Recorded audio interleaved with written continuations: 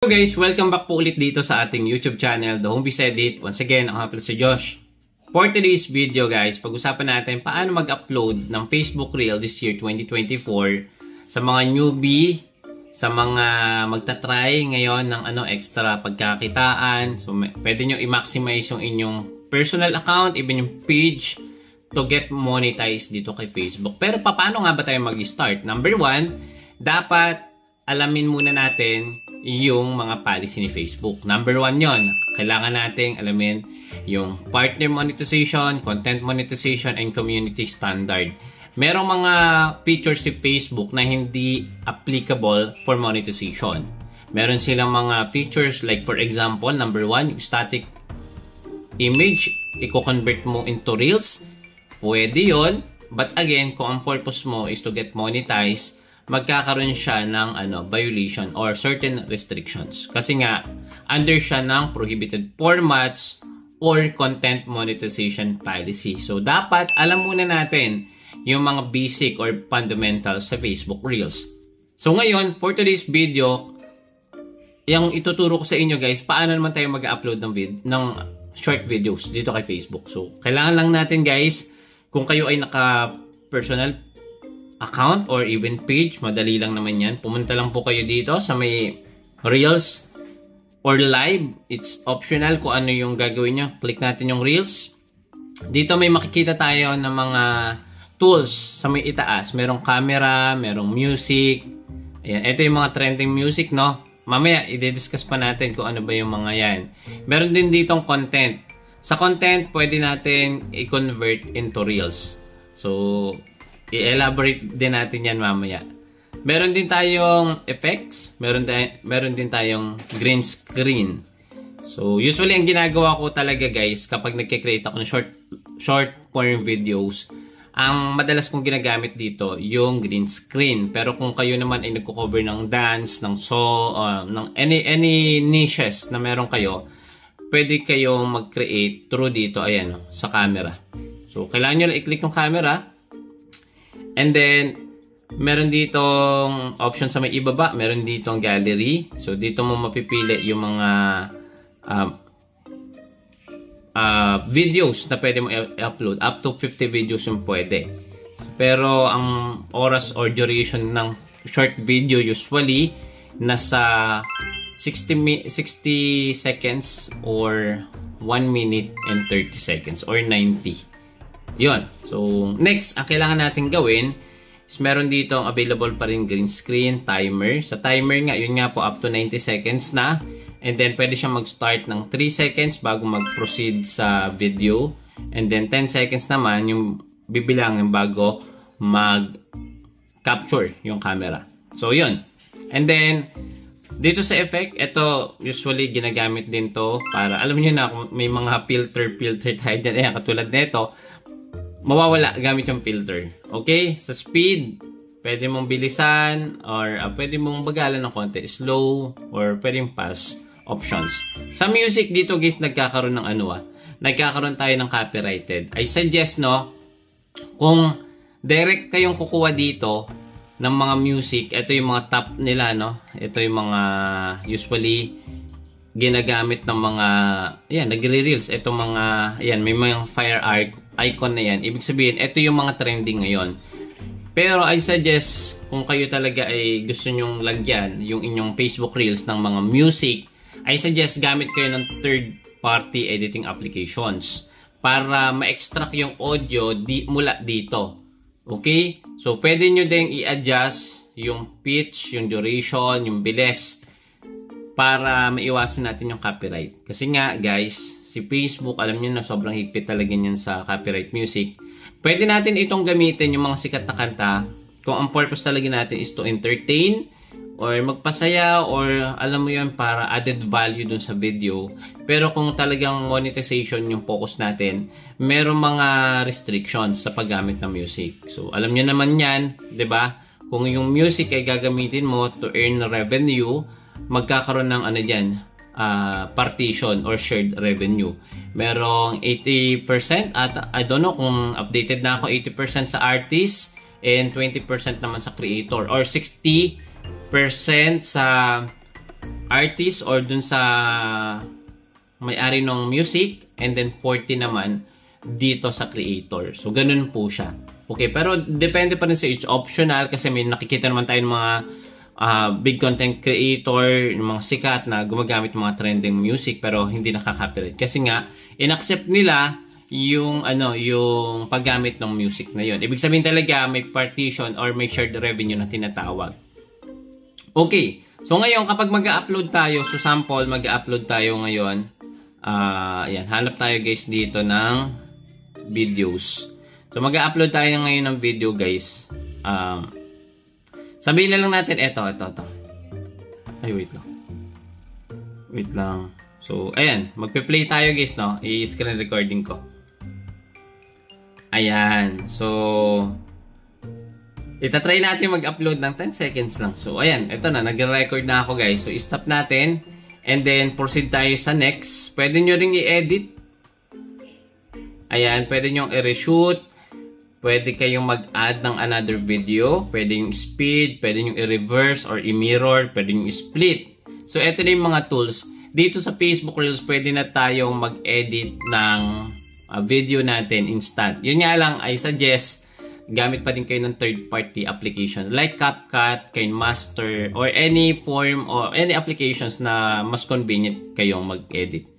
Kapag okay na, pwede nyo nang i-next. Or pwede nyo lagyan ng ng filter. Katulad nito guys, nakikita nyo naman yung aking bagong gising Pwede natin niya i-filter. Di ba? Mas pomogi ako gamit yung filter na to. Pwede rin mamili kayo ng filter na sa tingin nyo mas okay sa inyo.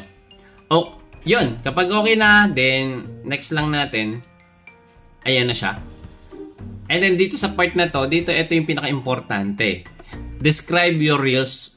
You can also add hashtag here. So kung maglalagay kayo ng title or captions, yung tawag dito, title or captions is halos same lang naman siya. So reels for today's video. Ayan, di ba? And then pwede kayo mag-hashtag. Usually ako ang ina-hashtag ko diyan yung mga trending na reels. Ayan, music library, licensed music, ads on reels earning. Huwag kayo masyadong maglagay ng hashtag kasi nalilito na si algorithm kung saan niya ba ipapakita yung video nyo. Ito yung mali ko dati kasi tinatadtad ko ng hashtag para mag-top yung video ko sa search engine ng Facebook. Pero ngayon, dahil alam nyo na AI na po ang mostly gumagana kay Facebook, mas nalilito, mas hindi siya sinasuggest sa wider audience. Mas konti yung yung hashtag, mas nadedetect ka agad siya ngayon. Okay? So meron ditong options, meron ditong public, friends, except kung kanino nyo gusto ipakita yung yung reels nyo. I suggest i-public nyo na. Syempre, pag naka-public yan, mas maraming pwede mag-share, mas maraming views, mas matataas yung minute of views nyo kung ang piniperson nyo naman yung monetization requirements. Pwede nyo naman siyang i-link sa inyong Instagram. Ito nga po yung yung cross-post. Pwede nyo siyang i-cross-post sa inyong Instagram Reels. Kung pinost nyo sa Facebook, automatic mapopost siya sa inyong Instagram. Kung may Instagram kayo. And then, tag people. Pwede kayo mag-tag dito ng mga kakilala nyo, ng publisher or fellow content creator nyo na gusto nyo ma-notify dun sa bago nyong video. And then add topic, ito pa isa sa nagustuhan ko, meron na sila ditong category. Ito ay tumutulong din sa atin itong add topic or category para mas mapili ni AI kung saan niya ipapakita yung ating mga video. So meron ditong pet care, wildlife, environment science. Kung ano yung sa tingin nyo yung pinakamalapit na related yung video nyo, yun yung piliin nyo. And then, click save kapag okay na. Right? And then, next dito, tag business partner. Ito naman po yung yung meron kayong mga collaboration, meron kayong mga partnership, pwede nyo itag dito. Okay? Yun nga lang, pag nagtatag tayo ng partner, pwede tayong hindi ma-monetize doon sa specific na video natin. Lalo na kung mga brand yung itatag natin. At pwede rin tayong ma-spam dyan. Kaya, kung magtatag kayo ng mga products, ng mga brand, be very careful. Kasi nga, pwede tayong spam dyan. And then, next one, boost reels, no? Ito, pwede nating i-market yung ating video. Like for example, very useful yung pag-boost ng reels. Ito. Ayan. Boost reels. You can adjust boost setting after the upload is done. Boost reels, ibig sabihin, i-advertise natin yung video natin sa wider audience. For example, meron akong product na gustong ibenta online or may mga services ako na gusto kong ibenta online. Pwede kong gamitin yung Reels video, yung short video, and then pwede ko siyang i-boost. Yun nga lang guys, kapag naka-filter po yung inyong Reels, hindi siya pwedeng ma-boost. Okay? Hindi siya matutuloy. Huwag kayong gagamit ng filter kapag gusto nyo i-boost yung video nyo. Okay? So, yung boost reels ay highly suggest kung meron kayong mga ino-offer na services, meron kayong gustong i-share na awareness sa wider audience, pwede kayong mag-boost. Kung meron kayong mga produkto, mga serbisyo. Para syempre, di ba, pag napanood yung video nyo at meron nag-click ng, ng descriptions nyo, andun yung offer nyo, mas pwede kayong kumita. Di ba? And then, meron ditong stars, earn money. Ayan. Earn money with reels. Pwede tayong makareceive ng stars. And then, pwede din tayong magkaroon ng ads dito. So, dapat nakatugel on yung dalawa na yan. So, medyo loading lang yung ating, ngayon. So, dapat nakatugel on yung stars and yung earn money. Yung ads placement doon sa reels. So, napakasimple lang naman yan. And then, kapag okay na, click share now. Kapag na-share na yan, guys, hindi ko natutuloy ito. Punta lang ako sa ating mga uploaded videos na discard reel natin. Ito yung mga uploaded reels natin. Pakita ko lang sa inyo. Ayan. So, ito yung sample. Ayan, medyo mabagal lang ang internet. Ito yung sample, guys. Meron dito, guys, sa may tatlong bilog sa ibaba. I-click nyo yan. Meron po ditong edit reels. Ang kagandahan ngayon guys, pwede na tayong mag-edit ng short video natin. Pag click nyo to, pwede nyo pong baguhin yung title or yung captions. Pwede kayong mag-delete or mag-add ng hashtag. Okay? And then, ito pa yung isa sa pinaka nagustuhan ko. Pwede na din kayo guys mag-edit ng thumbnail. Pwede kayong pumili dito sa part ng video nyo or pwede kayong mag-customize thumbnail. So, yun yung pinaka nagustuhan ko ngayon sa update ni Reels ngayon. So, pwede tayong mag-edit ng sarili nating thumbnail or para sa short video at pwede rin sa long form videos.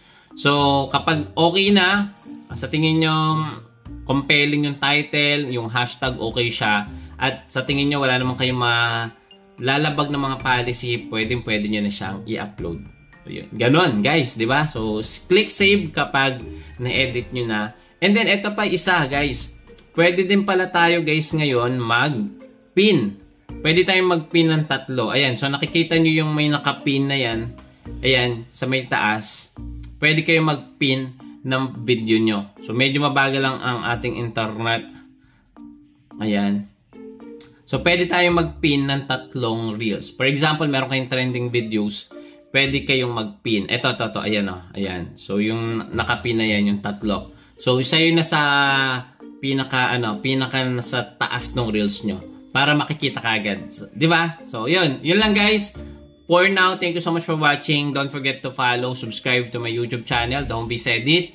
And, yun. Guys, and soon, mas marami pa tayong share ng mga basic, mga fundamentals sa Facebook Reels and how to leverage or diversify yung ating monetization dito kay Facebook. Thank you so much. See you again sa next video. Bye-bye!